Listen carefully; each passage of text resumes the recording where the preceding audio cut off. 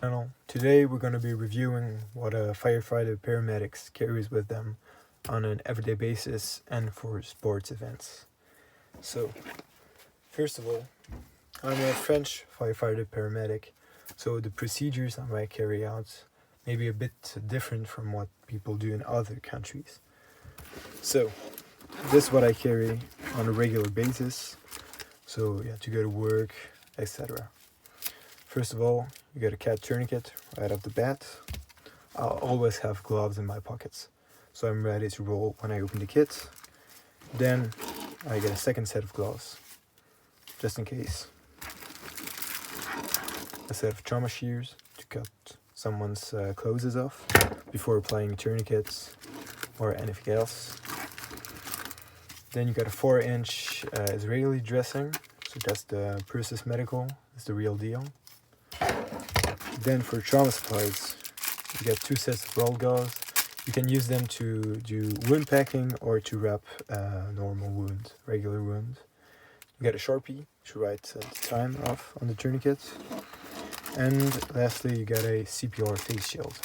That's it for the trauma stuff. Then on the other side, you're gonna have everything related to minor wounds, bandaging, and stuff like that. So, first of all, you're gonna have a disinfectant. That's povidone iodine, so betadine, in a 10 milliliter cap.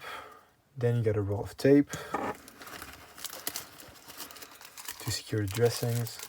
There you get a 10cc flush as well as a needle to be used in conjunction with a 50 milliliter bag of normal saline. That's going to be to do wound irrigation, stuff like that. Then you're going to find 2 sets of gauze pads, regular gauze pads.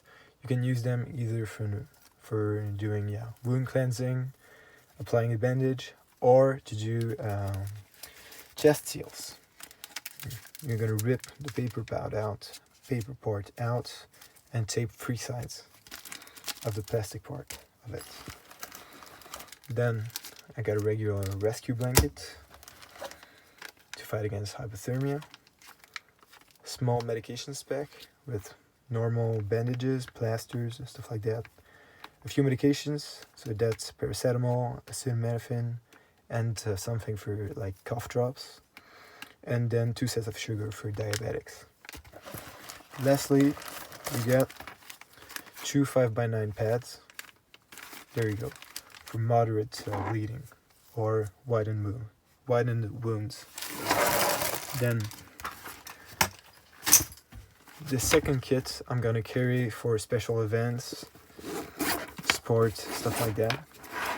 In there, I get additional supplies like an IFAC, basically your trauma stuff. So, set of gloves, a second Israeli dressing,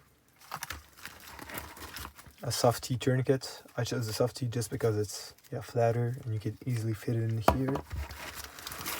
Then you get a second rescue blanket there.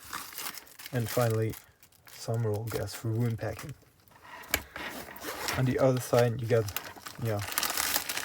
stuff for boo-boo and broken bones. So you're gonna have an ice pack, betadine solution, some normal saline for eyes, and also wound irrigation, a second roll of tape, Coban, so that's a bandage you're gonna wrap around someone that's wounded to secure, for example, sprained ankle. Another gauze pad, and finally another 5x9 pad. That's a 511 6-inch by 6-inch pouch, for anyone wondering. It's convenient and you can molly it, which for obvious reasons I don't have any use for, but for a sports kit it's really easy to access.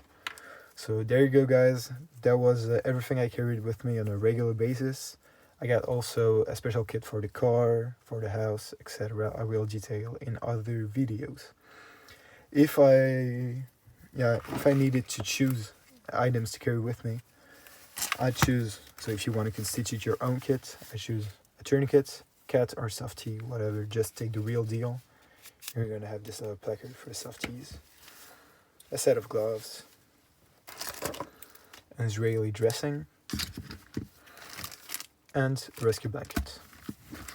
That will do the trick for you. You don't need anything more other than training, and then the rest is overkill.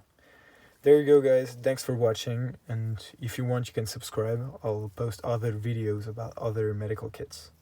Thank you. Have a nice day.